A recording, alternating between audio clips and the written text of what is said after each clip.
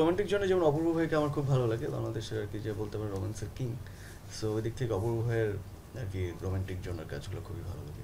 আমি জানি না আমি সাকসেসফুল কি সাকসেসফুল না, বাট আর কি আমার যে কাজটাই আমি করি, এটা ক্রিকেট খেলা হোক বা লেখালেখি হোক বা অভিনয় হোক বা যে কোনো কিছু হোক, আমি সেটাকে মনোযোগ দিয়ে করার চেষ্টা করি, ওটার প্রতি সৎ থাকি আর কি। আমার ডেডিকেশনটা 100% পিওর থাকে, অ্যান্ড কাজের বাইরে আমার মনোযোগটা খুব কম যায়। সো আই থিঙ্ক যে আর কি একটা মানুষের যদি একটা কাজের প্রতি হার্ডওয়ার্ক, ডেডিকেশন অ্যান্ড অনেস্টিটা থাকে ঠিকঠাক, তাহলে সে সাকসেসফুল হবে। ক্রিকেটার থেকে অভিনেতা হয়েছেন, ভালো বলছিল আসলে এইখানেও সফলতার সঙ্গে এগিয়ে যাচ্ছেন। আর কিন্তু আরেকটা পরিচয় আছে, সে কিন্তু একজন মেকার, না ডিরেক্টর।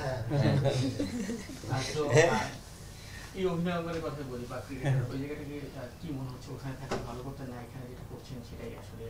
আমি তো ওই জায়গাটা ছিল প্যাশনের আর কি, অ্যাক্টিংটা একটা প্যাশনের জায়গা, ওটা একটা প্যাশনের জায়গা। প্যাশনটা যখন প্রফেশন হয়ে যায়, যখন আর কি প্যাশনটা আর কি প্রফেশন হওয়াটা বেটার আই থিঙ্ক। তো যে কাজটা করতে ভালোবাসে সেই কাজটাই করা উচিত মানুষের, জীবনটা অনেক ছোট। সো ওই দিক থেকে মনে হয় যেটা করতে ভালোবাসি সেটাই করা উচিত। তো ওই দিক থেকে আমি জানি না ক্রিকেটার হিসেবে কতটুকু সফল হতে পারতাম, বাট অভিনেতা হিসেবে কতটুকু সফল হতে পারবো, বাট চেষ্টা করে যাবো।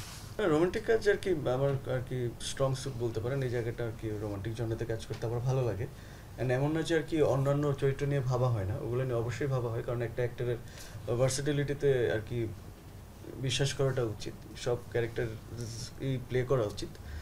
তো আর কি রোমান্টিক জন্য যেমন অপূর্ব ভাইকে আমার খুব ভালো লাগে, বাংলাদেশের আর কি যে বলতে পারে রোম্যান্সের কিং। সো ওই দিক থেকে অপূর্ব ভাইয়ের আর কি রোমান্টিক জনের কাজগুলো খুবই ভালো লাগে।